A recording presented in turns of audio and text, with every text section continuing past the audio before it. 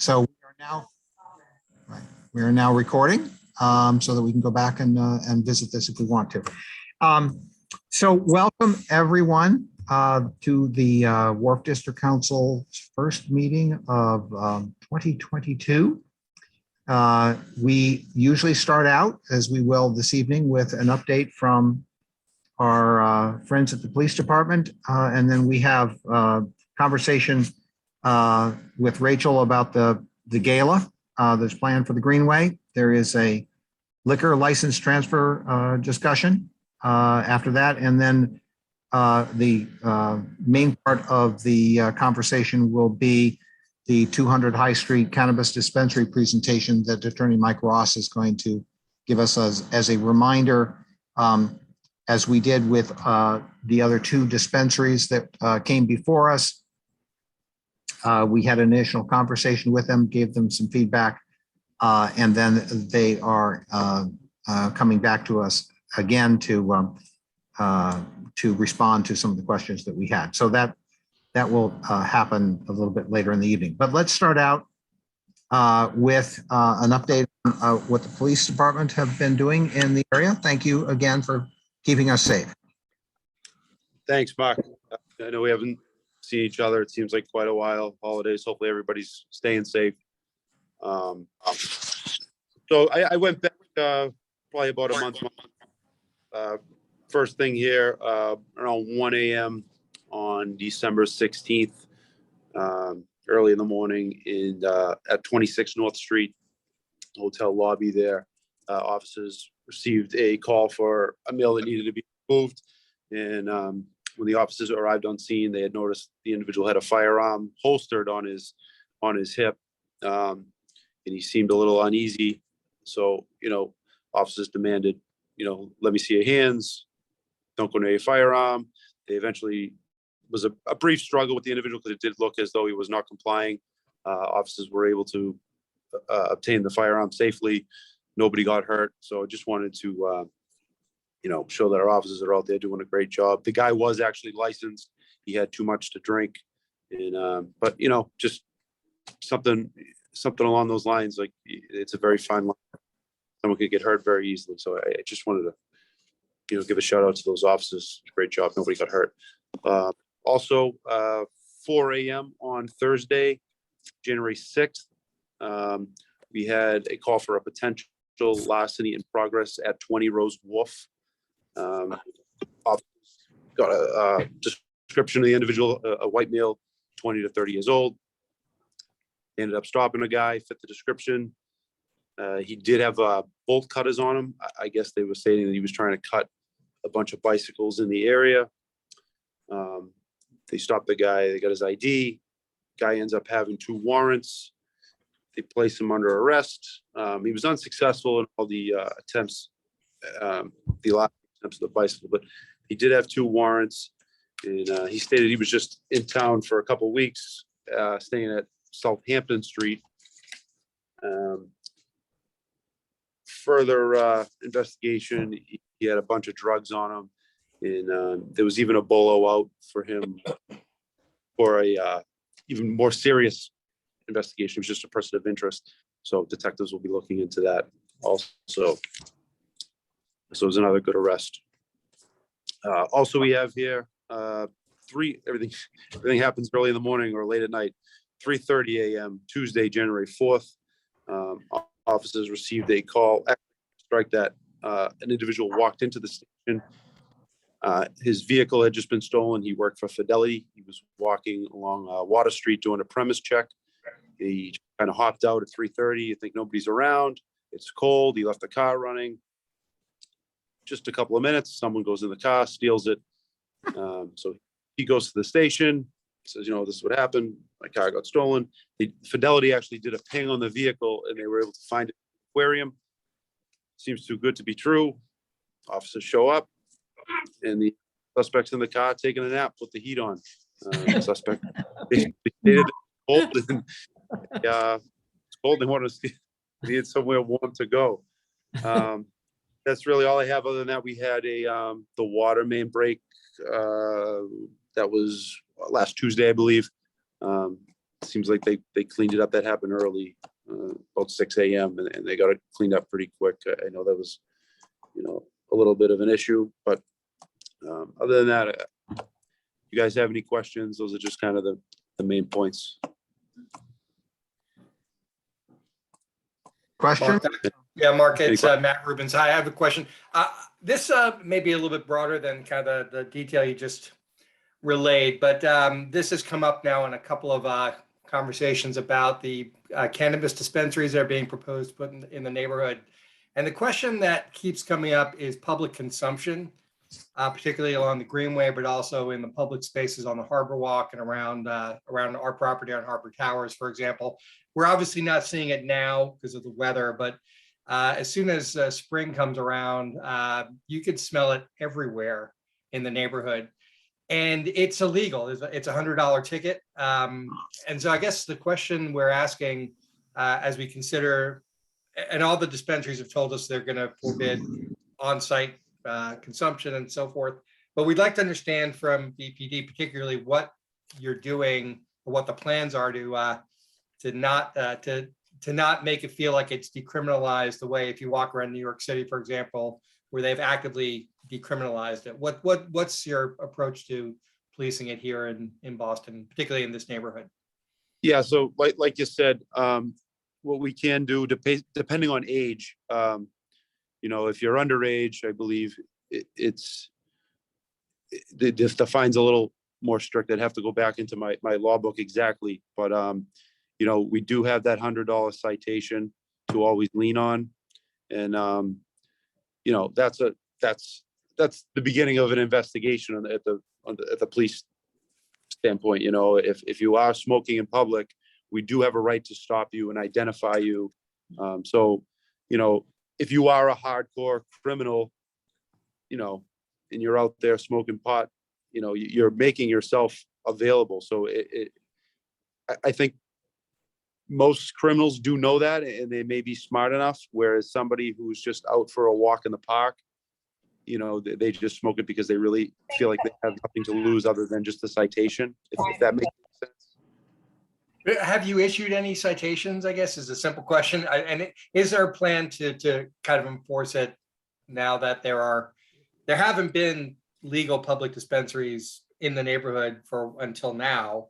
Right. Many of them are planned to open up in the spring. So this maybe in the past it's been illegal, but now it's legal and it's going to be potentially omnipresent. It has. So my concern, I know many of us share this concern, is if it hasn't been enforced before, when it was even purchasing it was illegal. What's our thought? What's our hope that it's going to be more strictly enforced, particularly on the public ways like at the Greenway, where we have kids running around, we have people walking around, and it feels like our fear is that it's going to be even more present if it hasn't been enforced so far. Yeah, I mean, that's something I can definitely speak with patrol about, and even my higher ups, and let them know we do have these dispensaries in town, and it's out there. The marijuana is just out there more than it has been in the past, and some people don't, they do probably think that they can just go out and smoke in the park, and they may not even be totally educated on that. Not saying all, but some. So that is something we will keep an eye on. Our officers definitely in the past have issued citations. That's for sure. I know of some firsthand. So it is out there, but that's just something that, like you said, so frequently it's hard to catch everybody that is smoking in a park, with all the call volume that we have, but it is definitely something we can keep our eye on. If is this something that rises to a 911 call or a 311? If we see it, if it's around our neighborhood, how do you recommend we respond to it? I would say both would be efficient. 311, because that is something that kind of would come across our desk in the community service office, and we can kind of approach it in a different way, where the 911 call would generate a cruiser to go out there. That may get prioritized way down the list, and it may take some time, and the group may be gone by the time that I'm just telling you how it probably would they would go to the bottom of the list. But you could use both, especially if, they were smoking and causing disturbances, something along those lines. I'm just guessing that no one's been stopped along Milk Street, downtown crossing, and it's quite comparable. And there are folks walking out of that dispensary all the time. So I'm not sure why it would be any different down by us. Just say that again. I'm sorry. There are people walking up and down Milk Street, leaving the dispensary, smoking. And Oh. it's a different neighborhood, but I don't think anyone's being stopped. Right. Yeah. Like I said, the officer would have to see it. I mean, I know firsthand, I've been out as an officer working, and I've seen somebody smoking, and I've enlightened them on the matter. And, a lot of times the officers will give a verbal warning if that's, if they're polite, and, we could just explain to them the law, and, hey, you can't smoke outside. We have children walking outside. I'm a father. If I had brought my two boys, for a walk in the Boston Common, I really wouldn't want somebody smoking marijuana outside. But, sometimes as in law enforcement, a warning is also the correct method. So it's a fine line, and every officer is different, but I know firsthand, I have approached these individuals and tried to explain to them, or, in other senses, I have given out tickets. I've given out tickets for smoking cigarettes in the Boston Common. That's you can't do that. And I've actually given out tickets firsthand for someone smoking a cigarette. Cool. But it is something I'll talk to my office about, and patrol, and we'll try to just kind of put that on our radar, and make sure that, the public is being enlightened, whether it's through warnings or citations, and we'll kind of get it out there to be known that you just can't be smoking out in the street. Yeah, I think to Matt's point, and Matt, thank you for bringing up, we have at a minimum 2 dispensaries coming online in the near future. And it is our hope and expectation that that behaviors in our neighborhood will improve and not degrade as a result of increased awareness. So let's plan on having further conversations to figure out how we can. We definitely, because that seems like a game changer, having, like you said, 2 dispensaries kind of changes what can go. So Yeah. We definitely will. Okay, Matt, thank you for bringing that up. Councilor Flynn, thank you for joining us, by the way. Actually, Mark, he's now president. Oh. He's now Council President Flynn. Council President Flynn, congratulations to you, of course. Maybe he'd like to say a few words. Or condolences, either way. Yeah, thank you, Mark, and thank you, Suzanne. It's probably both congratulations and condolences. So I just want to say thank you to the Boston Police at A1. They do an exceptional job for us, especially during this difficult period in our city and in our country. And we're fortunate to have a great captain, but also great officers as well. And just to let residents know, we're going into the budget season pretty soon. And, I think that we don't have enough police in our city. I think we need to consistently hire 200 police officers every year. And that's something I'm going to continue to advocate for in the budget, and to make sure that we have the resources here in A1, but also in the Wharf District. I treat that area as a neighborhood, which it is. So I want to make sure that you guys get your fair share of basic city services. Having said that, thank you for inviting me, and looking forward to continuing to working with everybody over the next 2 years again. And thank you for your support over the last couple months. But I'll stop there, and just want to say thank you to the Wharf District Council. Great. Thank you again for being such a regular part of these meetings. I think next we're going to ask Rachel Lake to tell us a little bit about what's going on in the Greenway coming up. Rachel? Yeah, absolutely. I will be very quick. I have like 2 or 3 slides. which if folks can see my screen. Yep. All right, great. Okay. So, as we have this cold weather, wanted to just give folks something to look forward to this summer. Still loading. So just wanted to give a really quick heads up and a save the date for our gala on the Greenway, which is coming up, well, not coming up, but will be taking place on June 9th, which is a Thursday this summer. So everyone make sure to put their date in the calendars. And we are super excited about our co-chairs this year, Lisa Murray of Citizens Bank of Massachusetts, and one of our board members, Tom O'Brien of the HYM Investment Group. And we're very excited to announce, which is why I wanted to come chat with you guys today. We're actually moving the location of the gala for the first time. So typically, folks of the Wharf District used to seeing the gala right outside their doorsteps on that beautiful parcel there with the light blades. So we were actually moving the Greenway Gala this year to the Rings Fountain, which we were very, very excited about. We have this beautiful space. We have this beautiful fountain that is such an iconic part of the Greenway. So this is a very rough vision of kind of how the space will look and where our tent will be. The reason I wanted to bring this up now is we will have to close down this space a couple days ahead of the event to make sure that we can get all our equipment on safely and do load in.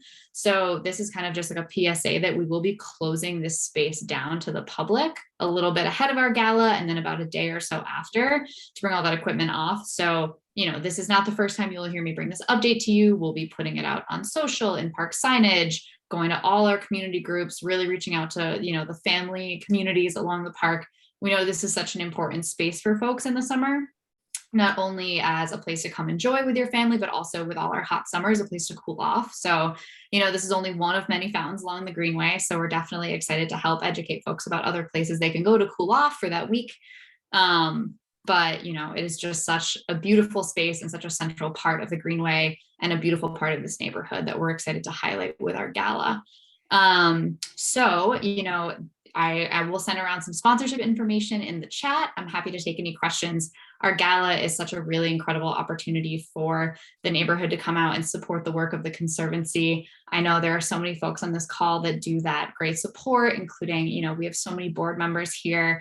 Suzanne, clerk of our board. I know John Shea was on the call earlier, still on the call, who is our vice chair of our board and head of our development committee. Bradley Snyder, head of our nominating committee. So we are just so grateful for the support of not only the members of the Wharf District, but also our board chairs as well. So I don't know if any of our board members want to say anything about the gala at all, but if folks don't have any questions, that's really all I wanted to bring up today. I will say, this is Brad Snyder. I will say that I want to thank Suzanne Lavoie because of her efforts a long time ago, not so long ago, we're able to hold a gala on that site because of you. So thank you. Thank you. Great. We'll look forward to that. It's going to be nice to think about having a party and maybe seeing each other's faces, bigger than just that. Terrific. Okay. We're now going to talk about a liquor license transfer, and Peter Jackson is there to inform us about what his plans are. Thank you so much, Mr. Chair, and also congratulations to Council President Flynn on ascending to the president of that body. I'm sure we are in very, very good hands. I want to thank everyone for the opportunity to come back. I am following up with part of the presentation that I gave you. Wow, it's been a while now, on the initial usage that was actually going to happen at 150 State Street. And I'm very, very excited to introduce the concept of a neighborhood cool, chic, upscale spot called the Apex Lounge. And by the way, so if anyone did not think they were cool or chic, you are all considered that now. We are actually doing something else. We're also going to be making history.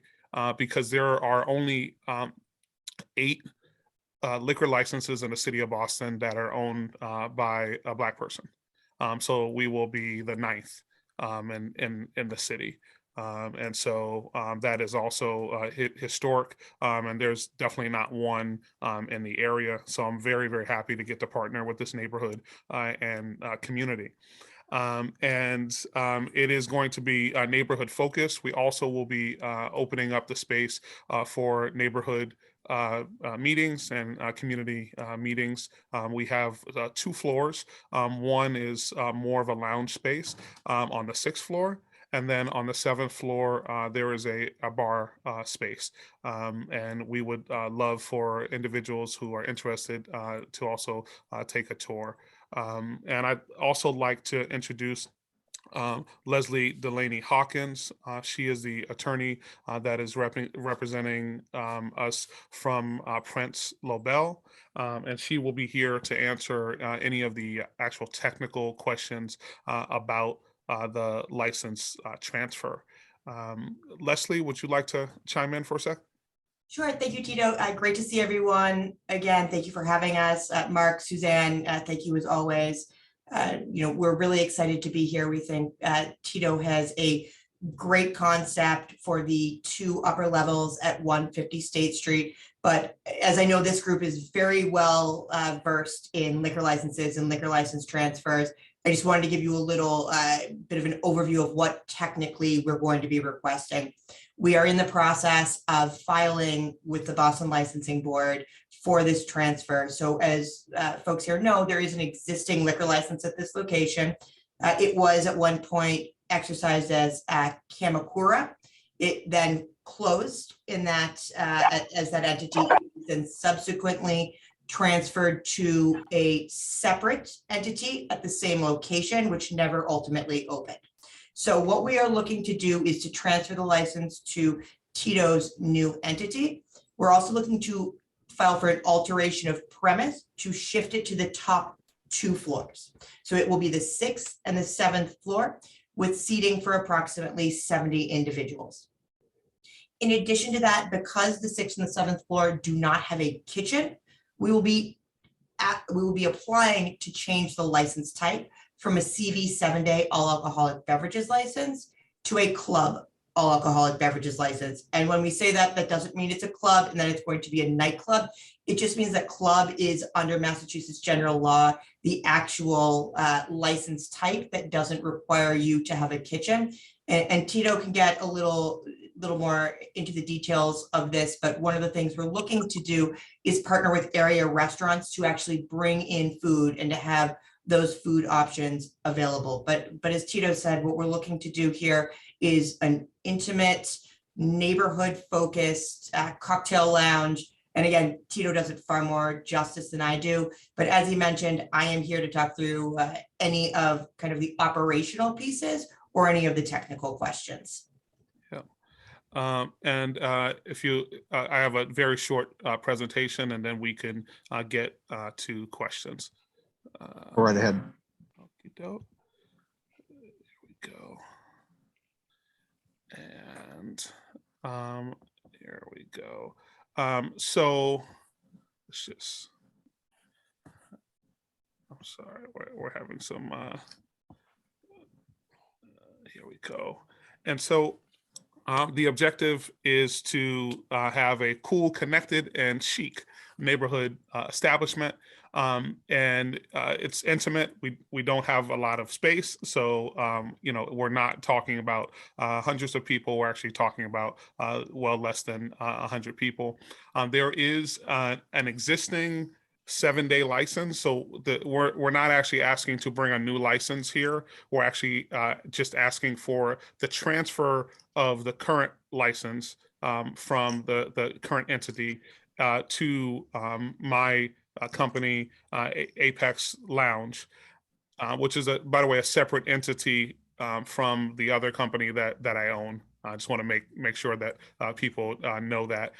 In addition, just to be, again, very clear, the current license is affixed to floors 1, 2, and 7. And our ask to you in this is to change where the liquor license is affixed to floors 6 and 7 only.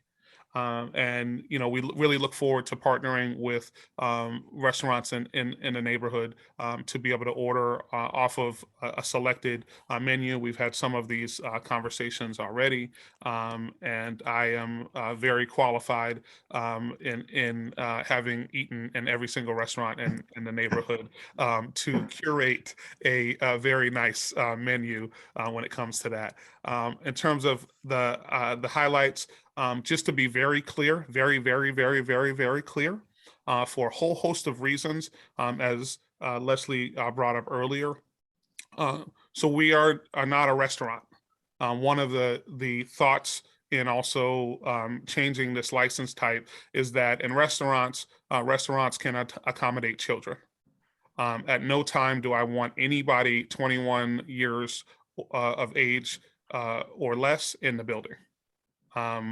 For the other business that I have there, as well as this business. So everybody who goes into this building will be carded prior to being able to break the threshold for any of the uses that they go into the space.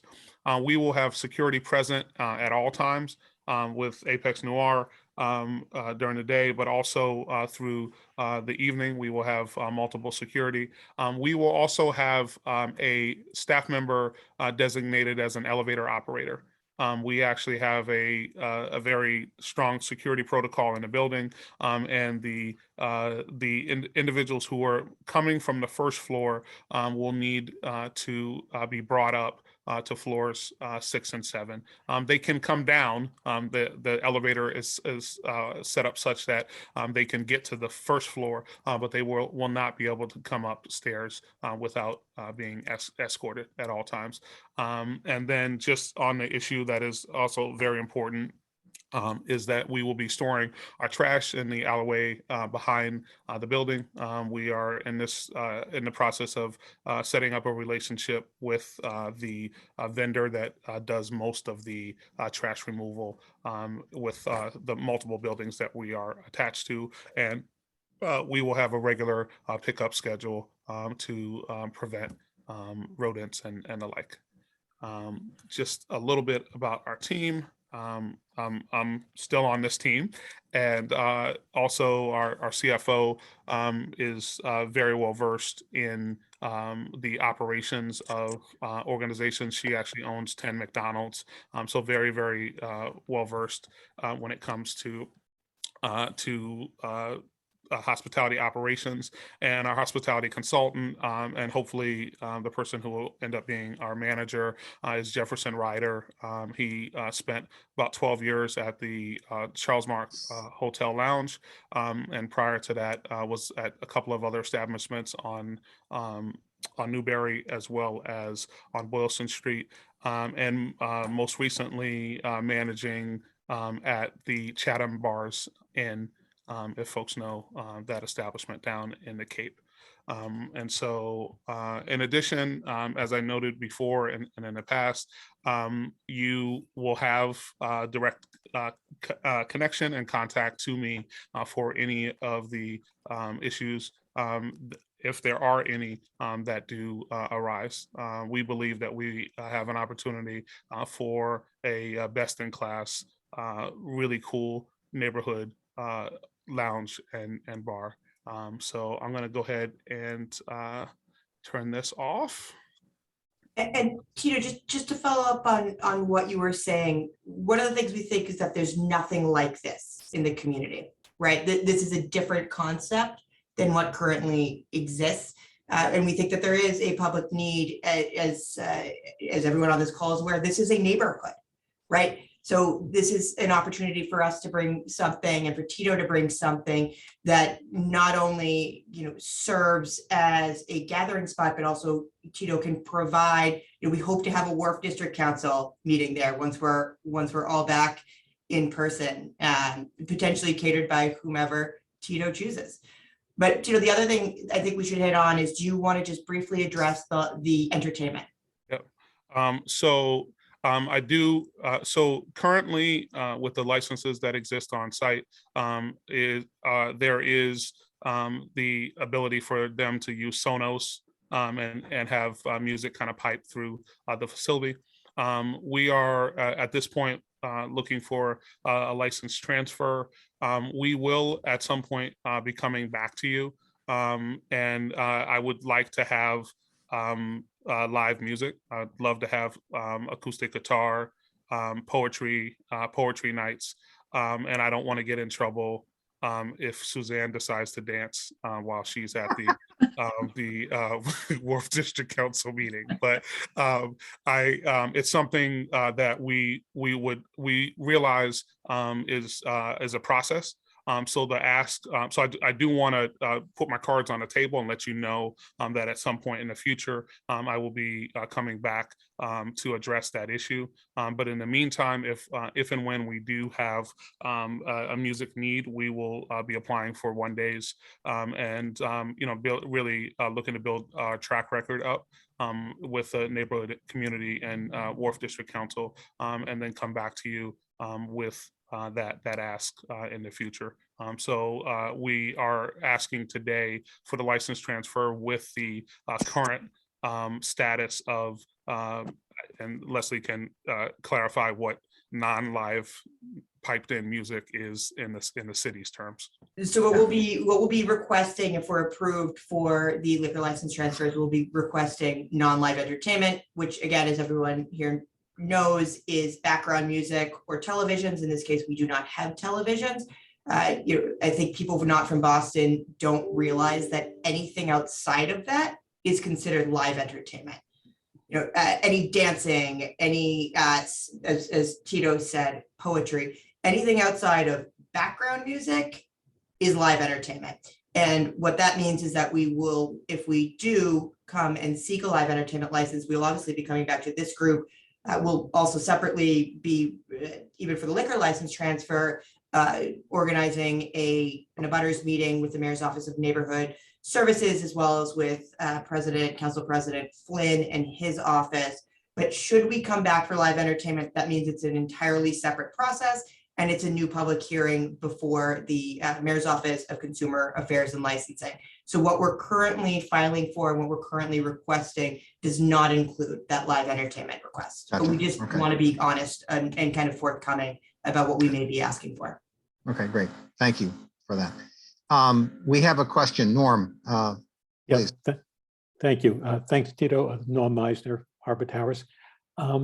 This is the same building, correct me if I'm wrong, as the marijuana dispensary you're putting in? Yes, it is. Yes. How are you separating the two? Mm-hmm. So they are, Norm, I have probably the highest motivation to separate the two. So a couple things. The licensed premise for the marijuana dispensary actually starts when you, and if you walk into the building, when you enter into the second door. So there will be a security person outside of the front door, but it will be a second security guard outside of the second door for an individual to get into the marijuana premise. And once they get in, there is actually a third guard right inside that door. All of these folks will actually card the individuals, and to the point earlier, just to note, we actually require individuals to sign a contract with the community that they won't light up, loiter, or litter and at that inside desk, and then they would then proceed inside and then exit. There is a clear distinction between the two, because the other how we have the building set up is that the elevator, as I noted, is locked. The individuals who are going upstairs would be required to place a wristband on, and they would be put in the elevator to go to floors 6 and 7. The marijuana dispensary space is just the actual dispensary space are floors 1, 2, and 3. So there are actually several administrative floors in between the two. And so there will be no no kind of cross-pollination there.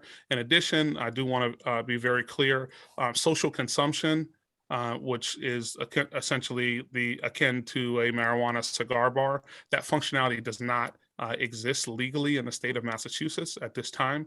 So there will not be cannabis consumption allowed in the Apex bar and lounge. That is strictly forbidden, and individuals would be asked to leave if that were the case.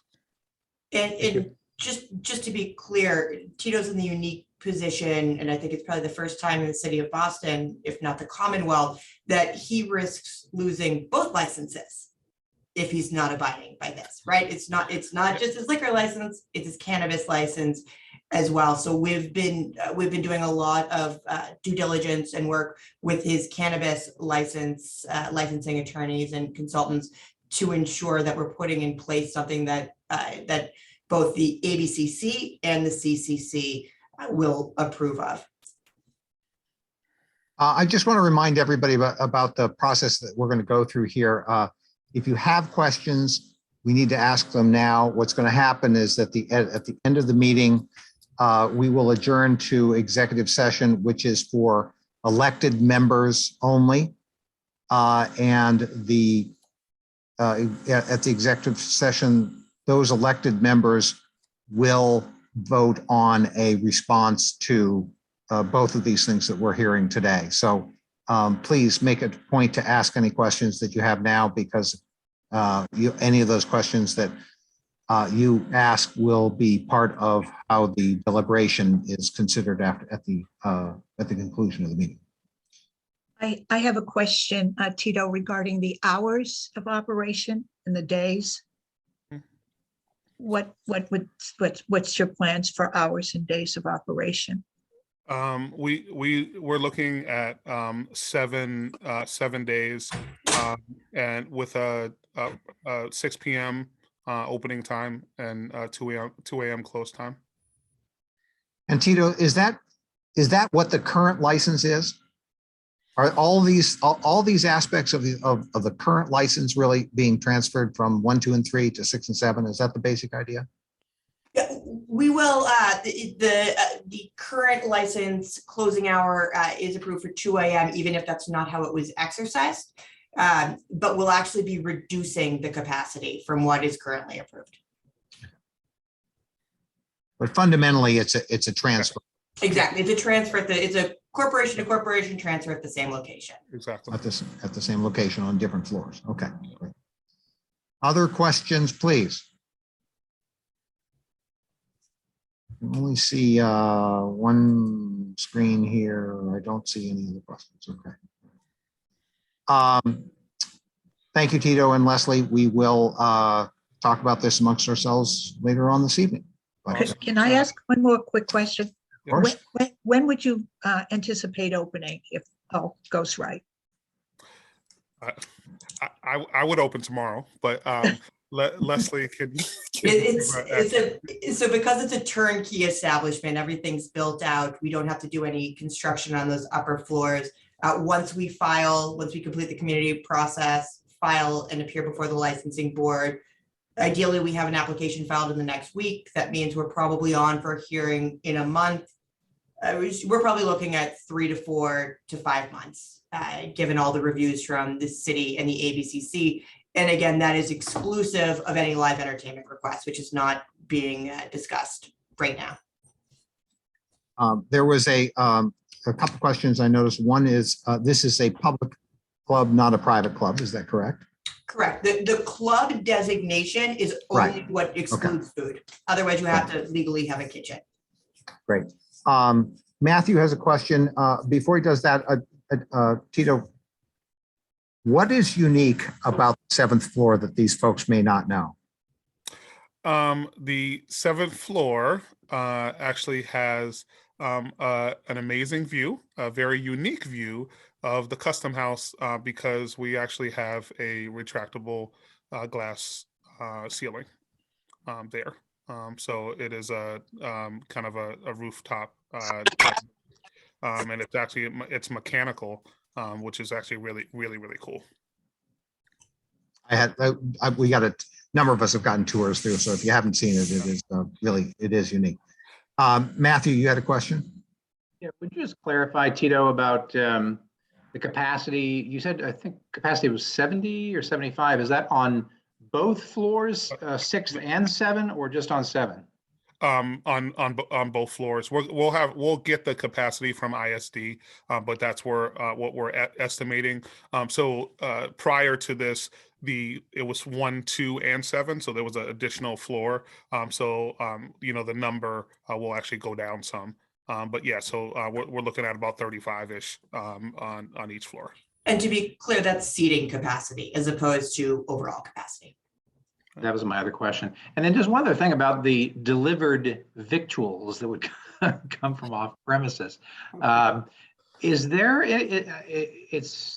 I'm just unfamiliar with it. It's a little bit like catering, but on a day-to-day basis, or is there some sort of license that's necessary for that? Yeah, it will require a food service permit from the Inspectional Services Department, but that doesn't trigger a hearing, but we obviously do want to have the ability for our guests to order in food. And we would be happy to submit, once we kind of hone in on those details and with whom we're going to be partnering, a plan so that everyone here is familiar with how we'll be doing that. Thank you. And you can imagine, Matt, right across the street is Bostonia Public House. The potential for an abbreviated appetizer menu. And although Leslie does not like when I say this, but one other functionality in the building is that we actually have manufacturing of edibles that actually happen in the basement. And what my lawyers were not very happy when I asked them if I could manufacture edibles during the daytime and I could make wings. And he cannot, and he's been told he cannot. So that this is what over and over again. What led us to coming up with a workaround, working with neighborhood restaurants. And one of the things I also just want to be very transparent. One of the objectives of our business is actually to be a lightning rod for the businesses in the neighborhood. People have been beat up and beat down during this time, so we really want to make sure that we can toss as much business as possible to the businesses that are in and around the area who've been able to survive. And there's simply not the square footage on the 6th to 7th floor to put in a kitchen. And that's why, Tito's come up with these more creative solutions to providing a food service aspect. That was another one of the questions that just came through in the chat. What is the size of the floor plate? I believe it's about 1,300 square feet for the floor plate. So we don't have lots and lots of room. They're small. To adding these other functionalities. Intimate. Yes. Other questions, please.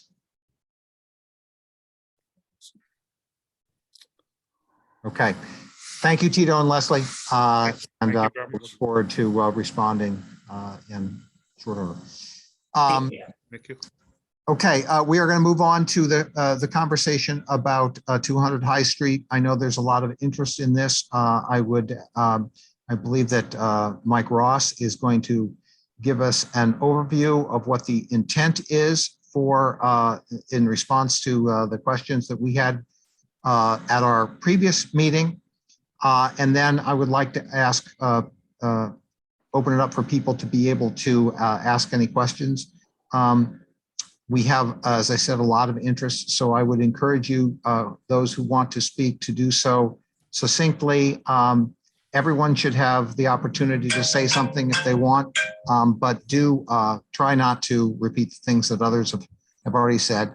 And then after everyone has had a chance to say what they want to say, then, as I said before, with the other one, we will adjourn to the members' Wharf District Council discussion and preparation of response. So, Attorney Ross, are you there someplace? Hey, Mark, I'm here. I don't know if you can. There you go. Okay, good. Thanks. And hello, everyone. Hello, Wharf District Council. It's good to see you. Good to see some familiar faces. Council President Flynn, if he's still here. Former Councilor Tito Jackson. Congratulations to him for all he's doing. It's like Old Homes Week over here. But it's nice to see. It's nice to see everyone. I have a brief presentation. I timed it. It's about 9 minutes. I'm going to run through it really quickly, if that's okay. Please. And that's great. And I have my team here with me as well. And tell you who's here. Let me just finally getting a little bit better at this. How's that look? Good? Yep. Okay, good. Yeah, so Marie St. Fleur is here with me. Carlin's Bougie is here, and Gosder Charles. And I think you've met them previously. This is with regard to 200 High Street. And we were, as you mentioned previously before you, I wasn't there at the time. I've since met with you, Mark and Suzanne, and listened. And we've listened very closely to everyone's feedback. And so now we're pleased to present you with a different proposal. And so I'm going to start that right now. Okay, so before I get into the actual nuts and bolts of what we're proposing specifically at 200 High Street, I do kind of want to address the elephant in the room, if I could, and respond directly to some of the comments that we read in some of the letters about adding another dispensary to the area. So the map there on the right of your screen shows the approved cannabis establishments to date. And that's in the black marker is each one of the establishments. And as you can see, they are fairly distributed throughout the city, but you can also start to see a clumping of licenses, in this case, specifically in the Back Bay neighborhood. Obviously, a lot of reasons why so many businesses want to locate, whether in the Back Bay or in the downtown areas of the city, has to do with the higher population of density. And so this map, what that shows it's a heat map, which shows density, and the yellow is the highest density in the city. And it's obviously concentrated in the area. And so it's no surprise that hotels are also located in this area. This is just kind of reinforcing the fact that this is the area that people want to be in. The hotels here are labeled by the blue markers. And I just pulled this, these are liquor licenses in Boston. You can see they're spread throughout the city, but they're concentrated in the center of the city there.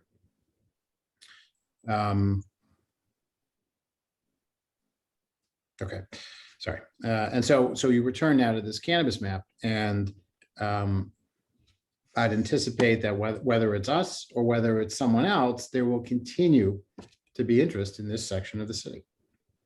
I also think it's very important, just in terms of when I do these presentations, just to educate everyone on just the basic regulations that, the relevant kind of statutory authority, and that is the state legislation says, in particular, in relevant part, says the purpose of this act is to control the production and distribution of marijuana under a system that licenses, regulates, and taxes the businesses involved in a manner similar to alcohol. In terms of the half-mile buffer zone between entities, the Boston Cannabis Board has discretion to accept applications with the buffer, and has stated on numerous occasions that whereas here there is an equity applicant, they are more likely to do so. So now, kind of with that as a backdrop, when we return to looking specifically at 200 High Street, you'll see there are 3 other dispensaries within half mile of our location: 21 Broad Street, 150 State Street, which is also an equity applicant, Tito's operation, and 21 Milk Street. Currently, only one of these is open. The other thing driving numerous locations does have to do with the various tastes of customers and interests. And so in this regard, I would encourage people to think of the industry less like a liquor store where you walk in and everything is under one roof, and more like a coffee shop where each customer has their own kind of unique tastes. So in Bostonians love their coffee, particularly the Dunkin' Donuts. You can see how many there are, so many coffee shops, and you can see just how many Dunkin' Donuts there are in the downtown area alone. In some ways, cannabis is analogous. All right, so now let's look at a 200 High Street and how we changed our proposal, which we did significantly based on the original proposal. The original proposal was admittedly more car-centric than it should have been. We proposed a pickup drop-off zone on Broad Street, and the Wharf District Council rightly pointed out that this would only encourage more traffic. We agree. And so there will no longer, we will no longer be proposing this. We heard from residents of Broad Street. They didn't want their front door to be our front door. And we understand this concern. So, not only will we kind of discontinue this fast pickup drop-off area, we would also be discontinuing any public access on Broad Street. We will continue to use this only for a service and employee entrance. But then we got a little more creative. This is the original floor plan. You'll notice the area right there along Broad Street. I had to flip it just because the way the floor plan is drawn. That's that area I just referenced on Broad Street in the red box. And what we're proposing now is setting aside that portion of the building, and within that, a portion of that section for a dedicated community use. That's that hatched area you see on the upper part of that red box. And the remainder of that is back of house space. So this is not a small shift. This represents about 25% of a reduction from our previous sales area footprint. One of the neighborhood's many area nonprofits could utilize this space for whatever purpose, office, storage, a meeting area. As you can see, it has its own entrance. That would be a dedicated entrance exclusively for that use. And this is just one of the ways in which we believe this proposal will benefit the surrounding neighborhood. We also want to give back in a number of other ways. We are impressed with the council's efforts to combat climate change. We also have an interest in protecting the area from water rise. This is why we will directly support the work of the council with a substantial financial contribution towards your efforts. Over a 5-year period, we are committing $250,000 to the efforts of the Wharf District Council. We also want to make sure that we're hitting the right note when it comes to our street presence. We agree to provide design and signage concepts to the council prior to submitting to get your feedback on the same, because we know you care what is kind of at your doorstep. We want to do more to support a car-free neighborhood. Our employees will be incented to not drive to work. We're impressed with the work that A Better City is doing and has done in this area. And we want to support and plug into the existing strategies that are already working. Finally, and perhaps most importantly, we want to discourage public consumption of cannabis. Our team would coordinate with the other cannabis establishments in the area to make sure that consumption is not a public activity, at least as it relates to our customers and their customers. We are willing to put time and resources forward to cover security details that seek to prevent the public use of cannabis, just like what we were talking about earlier. Unlike just a few years ago, we track the sale of every single cannabis product that is sold. We know who bought what based on the RFID code that's on every single package of what we sell. We would therefore prevent someone who violated the law from returning to our facility. And the idea of this program is that we would prevent them from going to one of the other dispensaries in the area. We will work with the neighborhood to develop a program to deal with this issue that we can all be proud of. And I also can report to the group that in my experience as someone who's been doing this work as an attorney in this space, here in Boston, in downtown Boston, in Brookline and Newton, where police details have been initially required upon opening, They have not been maintained, not because of the applicant, but because they haven't been deemed necessary to be maintained. These are generally extremely secure locations with lots of cameras and other forms of security. So here's the summary of everything we just committed to today. Reducing the sales area by 25%, removing the public access from Broad Street, pickup drop-off zone, creating this indoor area for community use that we make available, a contribution to the community, design review with the Wharf District Council, the transit demand management policies, security details, and working collaboratively with nearby operators. All of these things are not aspirational. They are in writing, in an agreement that we intend to present and enter into with the Wharf District Council. We hope that you'll agree that this is a completely different proposal from what you originally saw. And we truly hope that it's one that the neighborhood can get behind. So I'll stop there and see if there are any questions. Great. Thank you, Mike. Thank you.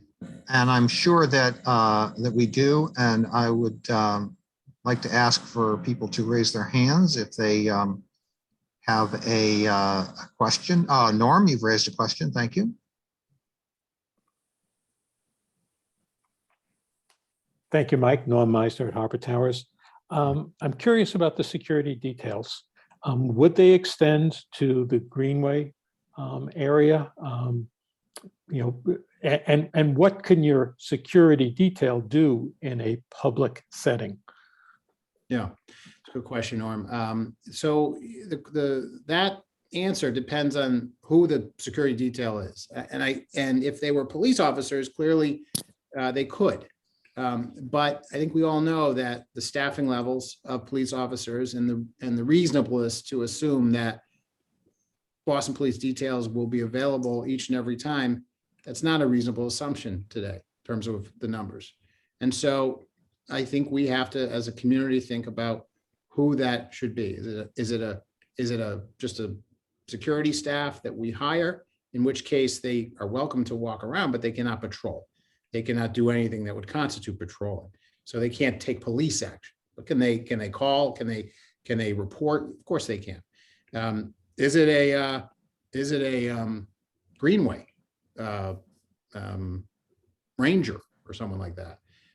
Is it a so these are all the things that we have to consider, but it's a resource.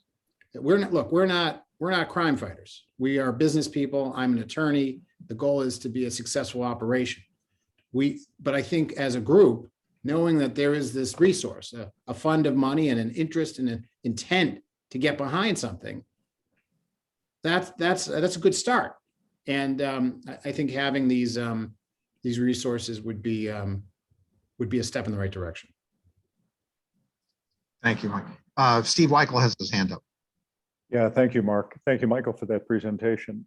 Can you speak to the other applications that are on Devonshire Street and West Street? I think the map starts to get more cluttered if you include all of the applications that are currently pending. Yeah, I mean, I don't even know who's coming where. I see it. I try to keep track of it, just as being an attorney in the business. But you're right. I mean, they're coming. We recognize that because we're not the first and we're not the second. We realized that the bar was getting a little higher and that we had to do a little bit more to gain the support of this neighborhood. And so that's why we've come back with a different proposal and with resources. And we felt we needed to do this.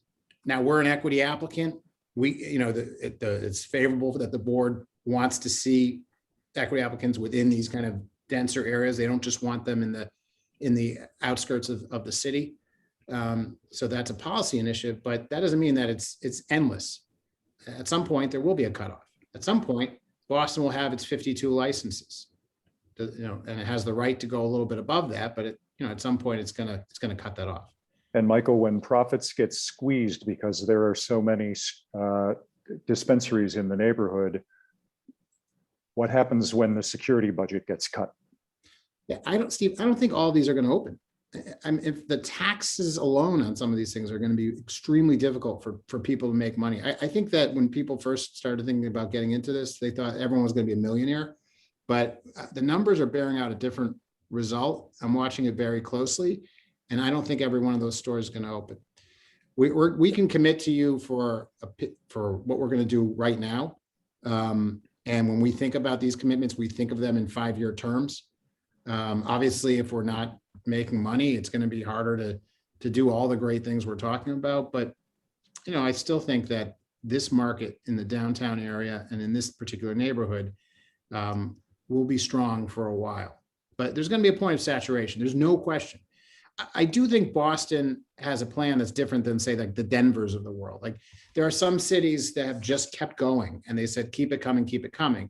And I don't think Boston's going to do that. And the state itself, Massachusetts, isn't going to allow that either. They've learned a little bit from some of the early adopters of the business. Thanks, Michael. Thanks, Steve. Bob Payon, you have a question. I think I am unmuted. Yep.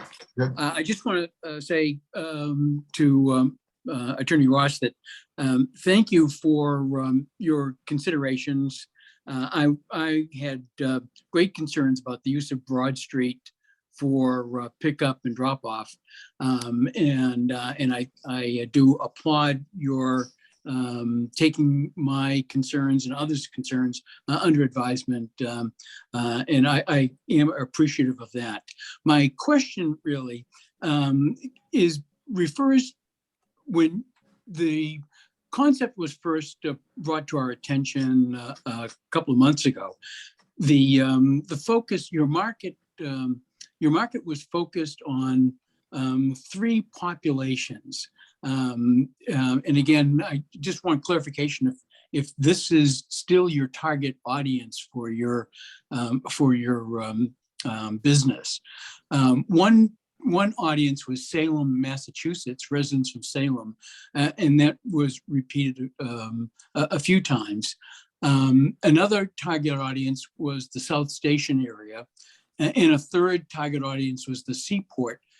And I'm just wondering, given those 3 target audience populations identified in the first go-around, why have you continued to look at High Street for those populations? And I'm going to go off line again. So I do thank you for coming back to us tonight, and especially being so responsive. Yeah, thank you, Bob. Thank you for your thoughtful statement.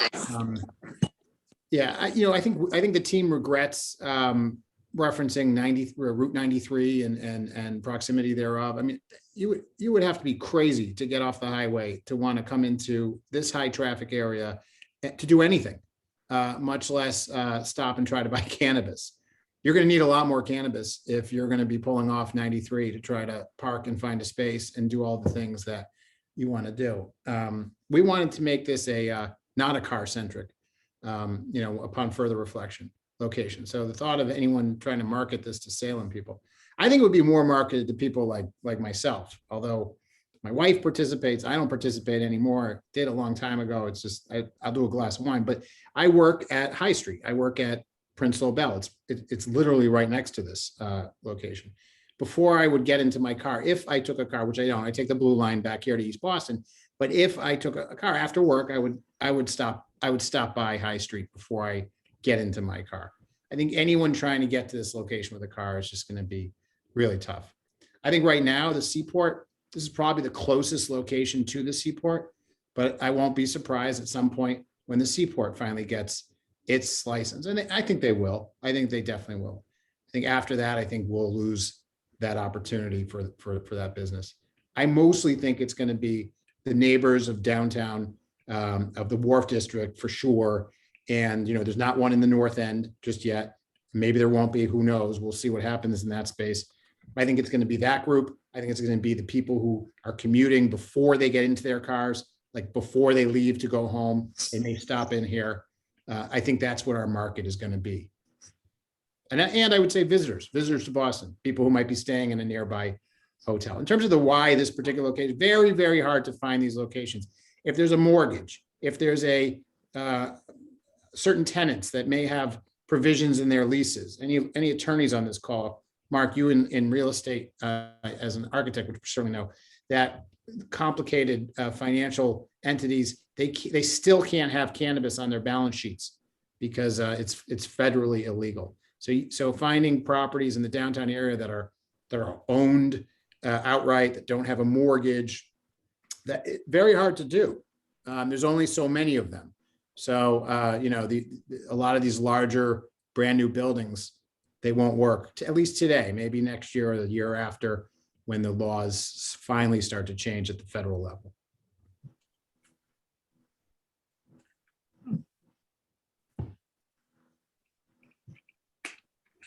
Michael, one of the questions that I want to make sure that everyone feels has been addressed, it's this question about, and maybe it's a little repetitive, but about having 3 dispensaries in the area. We were comfortable with the idea of having the first one and then the second one, okay, but they're coming and stuff like that. And I think that you have a very strong proposal in many respects. The real question is how many is too many, and how do we make that judgment call? I mean, it's for you as a community, and far be it for me to tell you what I think you should do. I will tell you that there are still a couple neighborhoods in our city that don't have any. I will tell you that at some point, enough is enough. I would also tell you that in general, these facilities do more good than harm, in that it's taking a product that's illegal and putting it into a regulated legal marketplace. Generally deters crime, violence, and the gray market or the black market that people talk about. So it's not that these things in general are cause a nuisance around them. Like I said, that we're not finding that to bear out.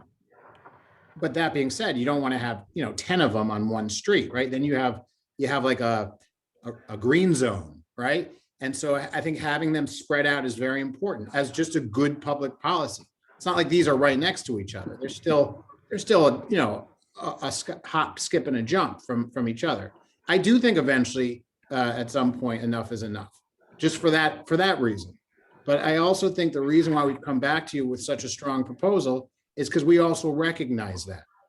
And we're in a position to also deliver on what we're committing to based on our team and our financing and what we think we can deliver. John Larrabee, and then Frank, I see you have a comment, and then to Steve as well. Sure. Thanks, Mark. Thanks, Mike. John Larrabee, good to see you. You too, John. And I want to echo Bob's comments about the responsiveness of this follow-up proposal. So thank you very much, you and the team, for listening and making adjustments to that. Question: in the earlier presentation, there was discussion or presentation about wellness and research around wellness. Can you comment further on that? Yeah, I mean, it's still wellness, and I do have the team itself could talk about it, but we talked about this very issue. It really is wellness.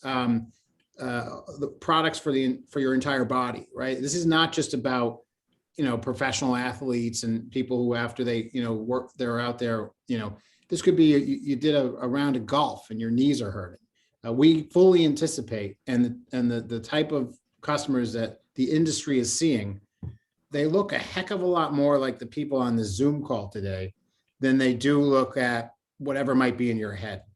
Most of these customers have access to, you're talking about an average of about $100, $120, $130 a transaction. I'm sure a lot of the people on this call are customers of the industry right now.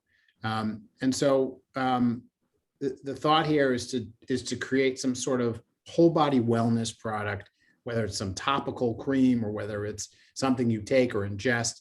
That's the idea behind it. We could probably drill down a little bit more with having some of the members of our team tell you what they're thinking of, but that's what we just talked about before we got here today. you, Michael. Frank. Thanks, everybody. I don't know whether I'm in the minority or not, but I'm going to voice my strong objection to this concept. I am not a fan of cannabis in any way, shape, or form, maybe medically, but certainly not recreationally. I implore the Wharf District Council to reject this. You know, I just looked at your objectives to maintain the character of our historic neighborhood. I don't see this in any way maintaining. I see this altering the character of a neighborhood in a really bad way. The fact that we need to hire security details, what does that tell you about the nature of the business? You know, I'm an entrepreneur. I've started lots of companies. None of them have I had to consider, you know, the negative impact and require security details to kind of police my business. That's insane. You know, I could go on, and I know you don't want to. I'm sure you don't want to hear my litany of concerns. But we grew up. We raised our family here. This is a family neighborhood. You know, you talk about the concessions that you made. The fact that you had in your original proposal a pickup, a Broad Street entry shows you how out of touch you are with our neighborhood. How crazy that would have been to begin with. So conceding that is not a concession in my mind. That's common sense. And had you known what our neighborhood was about, you wouldn't have never even considered that. As you said, you'd be crazy to drive here. Well, you know, we live here and drive here all the time. The idea of having community space inside a pot shop, you really want, I don't see that as something that I want to expose my kids to and the young children that come around here all the time to visit the aquarium and to visit the children's museum. I'm not going to use that space, nor would I. I just can't imagine how that's a big concession. And I'm glad you're reducing the footprint, but this is a horrible idea. You know, should I be the only one? Great, but I can't, in good conscience, not voice my opinion on how I think this is not a good business. This is not something that is consistent with the culture of our neighborhood that we raised our kids here. You know, I sent a letter to the mayor and to Councilor Flynn, including pictures of me, you know, playing ball with my son on the Greenway parcel right across from 200 High Street. I do not want to have to explain to my young children why, you know, why there's a security detail around this building and why this business, which I don't support or believe in, has a right to, this is just crazy. Right? This is a family neighborhood. And it's just a bad idea. Like I said, I'll go on and on, but I want to be very clear. This is a horrible idea. It's not necessary. I sympathize with the entrepreneurs in this room. I understand, but this is, you know, it's great for you, but it's horrible for our neighborhood. Maybe the only part that I could respond. I mean, I totally respect. There's different opinions in the industry. This is a new industry. Just say I don't want to get into a debate on whether or not cannabis is good or not good. I do want to just make sure everyone knows that you are not able to enter the facility unless you're 21 years old. You can't run in and buy a bag of chips like you can in a liquor store. You can't do anything. You cannot enter unless you're 21. You cannot see into the cannabis store. In the event of the Broad Street, there is now no public entrance to the cannabis store from Broad Street. Further, that's a foyer, right? That becomes a foyer. You open up that first door, you look to the right, you cannot look in or see in to that door because you cannot look in or see in to see any product in the facility. It's required by the CCC. It's required by the state laws dictate. So you'll never see the product. You will see a store that has the windows, tastefully camouflaged so that you can't see into the store to see product. And that's it. You will not see pot leaves. There's no neon. You have, and children will not be allowed to go in there. So and I will just say that, Massachusetts, almost, every neighborhood who voted yes for this, where families are everywhere, are seeing these, open in their community. And there is a new conversation out there that people are having with their children about what is cannabis. And it's probably more akin to the conversations we have with our children about, what is wine and what is alcohol and those types of things. I hear you. First of all, you did bring up the notion of wellness. So you are, you did talk about the goodness of cannabis, and I completely, I support it for medical use, but not for recreational use. If this storefront, if this location is not going to be visible, then put it somewhere where it's not in the middle of our greenway, the entryway to our city, the number of people walking in. I mean, I don't think this is something that's appropriate. I'm not talking about concern about kids walking in your store. I'm talking about walking in the neighborhood, seeing it, and have to explain to them what this is. So I don't think that putting black tape on the windows is really going to prevent that.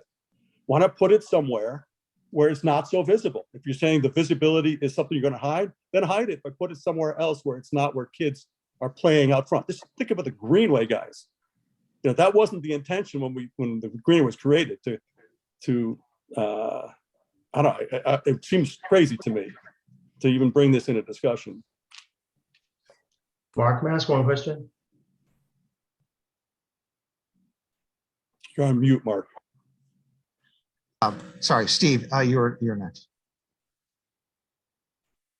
You're on mute, Steve. Now I'll get off mute. Regarding pickup, Michael, any consideration of if there is third-party delivery coming on High Street? We already, I mean, all you have to do is look at Panera during rush hour and it's already a problem. And any discussion about managing that? We have not talked about that. I would think that it would probably, if there was pickup, it would be through the Broad Street entrance from a business to consumer separately permitted entity. Is that regulated? It is. Under the so that you can't have DoorDash for cannabis products. No, you can't. And so far there are no Boston delivery companies, but I know that a couple are beginning the application process. Yeah. Brad, you had a question or comment? I do. Thank you, Mark. Just a point of information and a question.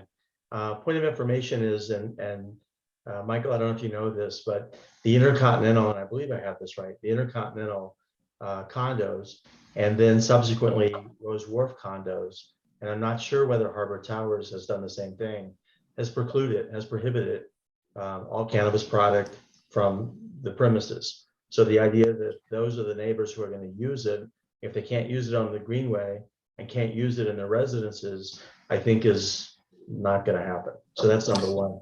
Second, my question is with respect to security. Is it possible, you've named a lot of great giving that you're proposing. I would suggest, given that the Greenway uses an outside third party for the rangers, I guess it's block by block, and they have to budget accordingly. Is there consideration for funds to be given to the Greenway, granted to the Greenway, so they can plan accordingly, and those rangers could then be all over that block or 2 blocks adjacent to your proposed property, so that it goes directly to the Greenway and not through the Ward District Council? Yeah, I mean, I think that kind of thing. I believe actually, excuse me 1 second. I believe actually, Suzanne, correct me if I'm wrong, but isn't that what the other applicants have set up? That their money is going towards some aspect of the Rangers or something. Tito, is that how that works? Yes. We have a commitment for 5 years at the 50K level to hire an additional ranger. Right. So thank you. So I would suggest the same thing occur here, because it's very important, given that you're right adjacent to the Greenway and they've got to budget accordingly. So that's the question. That's the question. But then the statement is, and maybe folks in the hotel and InterContinential and Rowes Wharf and Harbor Towers can opine, as well as all the new condos coming online. Brad, I think that in Rowes Wharf, you can't smoke marijuana, but it doesn't say anything about other products. So it's just, I believe it's just smoking. I don't know about the buildings. And Harbor Towers does not have a prohibition. It does not. Okay. No. And just a couple of things. I mean, Brad, that's exactly the kind of feedback we're looking for from this community. We don't want to tell you where those resources should go. We would want you to tell us where those resources should go. I think your premise is entirely reasonable. That the risk is that somehow this might wind up on a park bench somewhere. as much as we don't want it to, and that the resources probably should go towards that. The whole whole prohibition, rental housing, hotels, all those things, that's a very real issue. There are people who can't go back to their home and smoke it, but there are, however, many other products, and it's not legal. It's not allowed to prevent someone from saying you can't, take a gummy, or you can't do these other types of things. So, I guess we're saying the same thing. I think that's a real risk, and I think that the concern is where it might wind up, and I think that the result might be very well some supporting the existing efforts that are already underway, for example, with the Greenway. Appreciate your comment. Johnson, I don't want to put you on the spot if that's uncomfortable, but I think many of us are curious to know how the hospitality industry feels about dispensaries in the area. Is there a consensus one way or the other, do you think, or have any thoughts?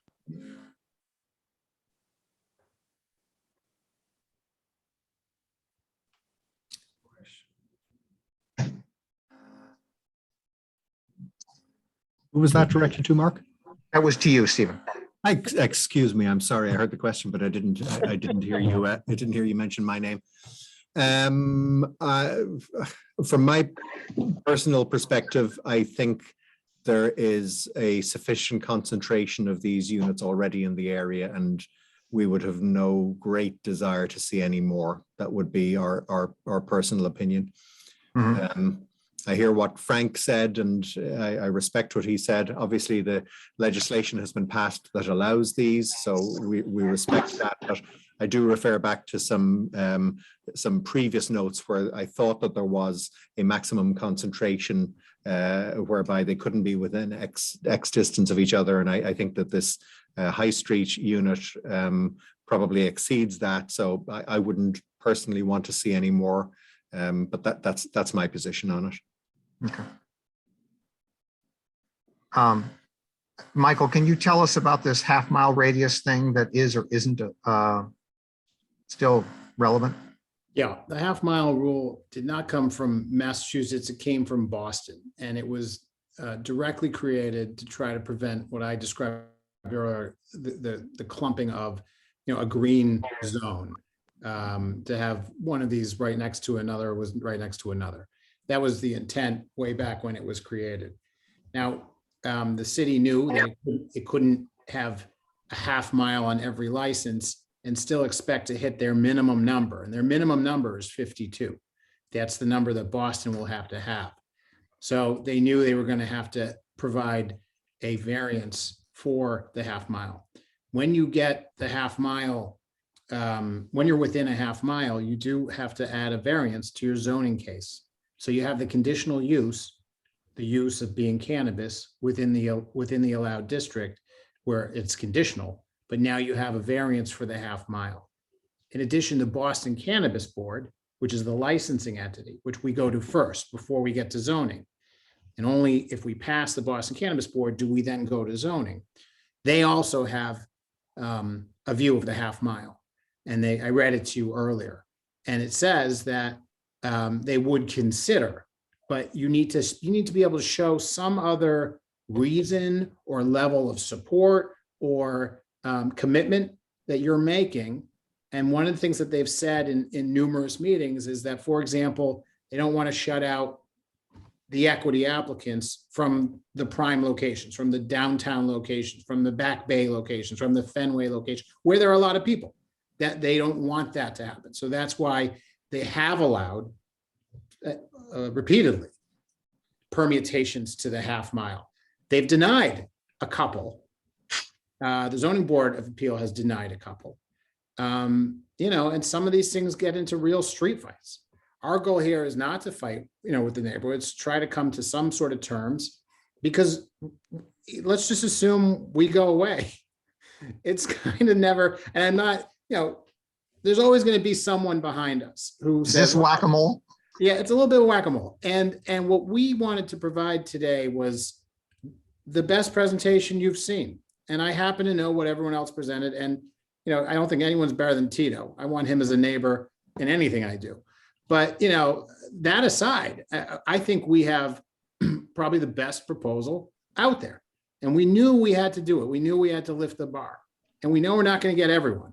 But we think that we're going to be just about the best proposal that you'll see either today, tomorrow, next year.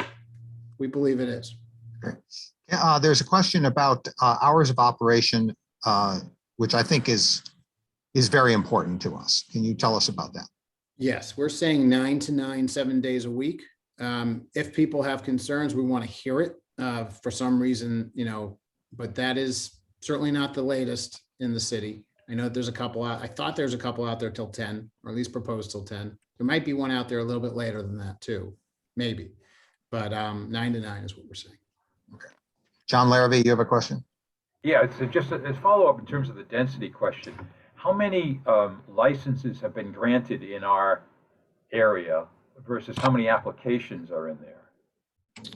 Yeah. Well, those three have all been approved as, or I believe they've all been approved by the Zoning Board of Appeal. I think all three of those are going to stick. You know, there's a couple, like I mentioned, in the city that got approved by the Boston Cannabis Board and then got denied by the Zoning Board of Appeal. But 5 maybe. So most of those black dots that you see are going forward.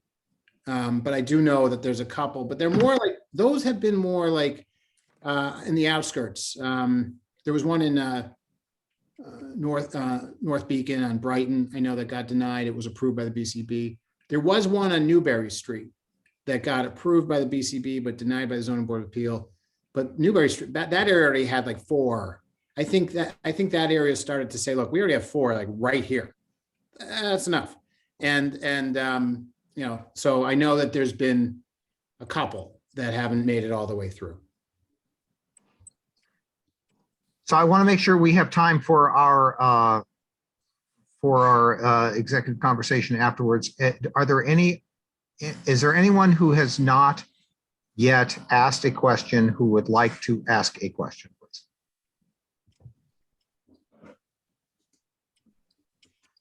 Speak or something, or raise your hand. I'm not seeing any other hands at the moment. Is that the case? Okay. Thank you very much for the presentation, Michael. Obviously, we're going to talk about this, and there are multiple points of view, but you've made your presentation very clearly and offered us a very responsive package, and we appreciate that. I appreciate that, Mark. Thank you, everyone. Good to see you all. Have a great night. Great. Thank you. Everyone. Take care. Thank you. I want to remind everybody that we are hosting, along with Harbor Towers, a meeting with U.S. Congressman Steve Lynch on January 26th. And at 6 p.m. it is going to be both in person and on Zoom. We do not, just because of the logistics, have the ability to take questions on Zoom. So if you have questions of the congressman, please let Suzanne or me know in advance so that we can address those at the time. And we will be sending out the Zoom recording or invitation. We only have room for 100 on Zoom. We've never had anywhere near that many people, so I don't think that's a problem, but encourage you. And thank you very much to Steve Johnson. Mark, yes. I just wanted to add this meeting with Congressman Stephen Lynch is Harbor Towers and Wharf District Council. So just so that all folks know, it's not just the Wharf District Council. Yeah, I hope I said that, but if not. No, you didn't. That's why I just wanted to jump in and say it. So okay. that. Good. Well, I meant to, sorry. Thank you for that. Mark, just add one more thing. Yes, please. Sorry, just and I think we are also requiring vaccination. Yes. We'll be checking vaccinations at the door. Yes, right. Thank you for those who are attending. Yeah, and thank you, Matt, and all of your team for being in touch with the congressman and allowing this opportunity for us. So it's a great thing. Suzanne, anything else before we go into session? No, I think that covers it. Great. All right. Can I just, Mark, can I just Go make ahead, a quick Rob. announcement? Yep. Sure. I just wanted to make note for everyone tonight. You look around and you'll notice that a lot of the buildings are lit gold tonight, including International Place. And that is because Willie O'Ree, who broke the color barrier in the NHL with the Boston Bruins, that happened 64 years ago tonight. And his number's being retired by the Bruins.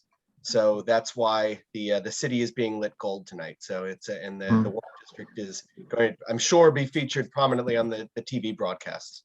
Nice, nice. Very, very good. Thanks. Mark, can I jump in for one quick second too? When you Sure. Oh yes, John.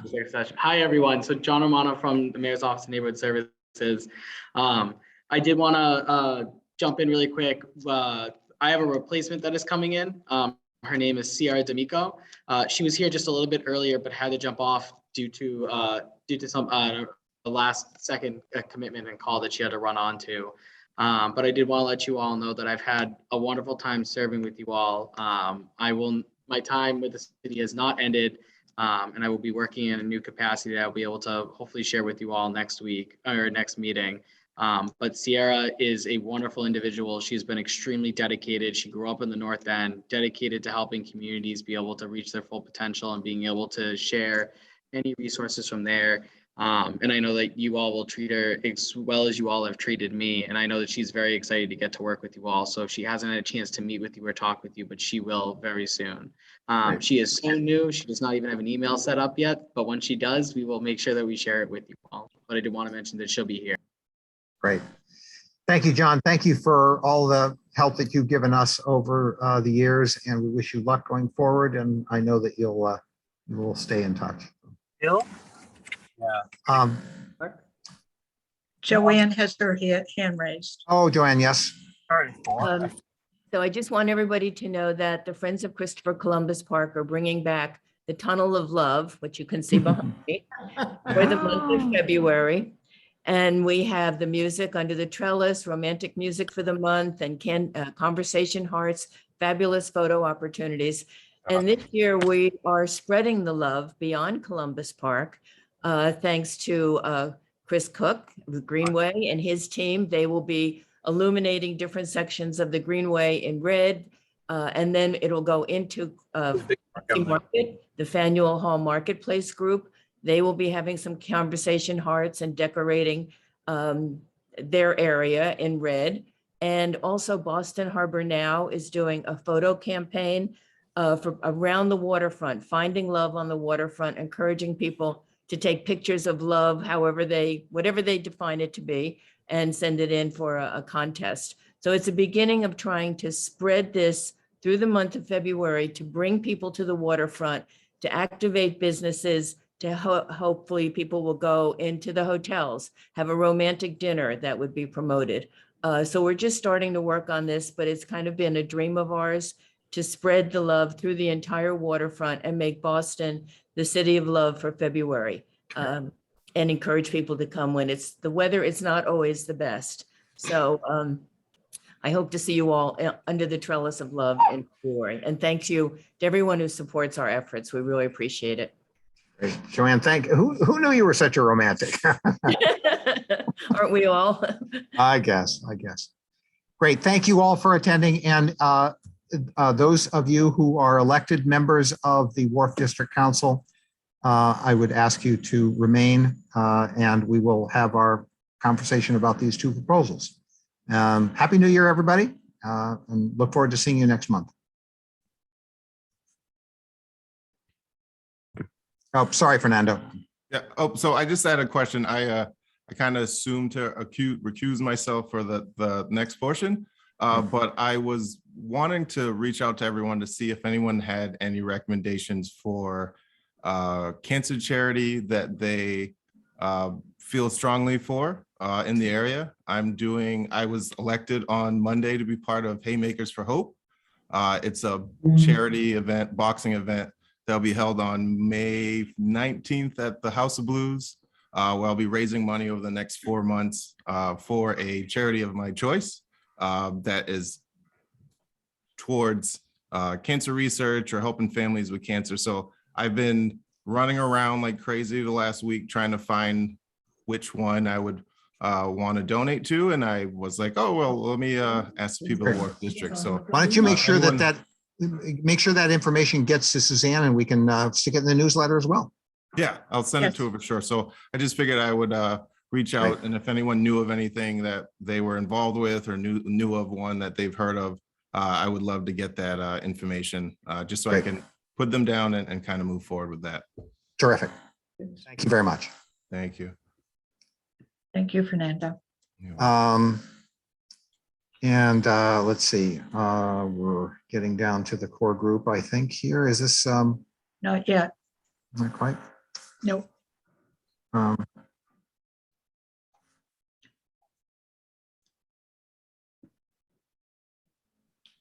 We still have two people who, But I think, Leslie, are you meaning to sign off? I think so, right? I don't know, she may not be. At- No, She's the Just, only one that's left. I think She's gone. We have two Matthew. okay. Yeah, I think, Matthew, you're on both video and phone or something, is that right? Which is fine. I just want to make sure. That's fine. All right, I'm gonna stop the recording now.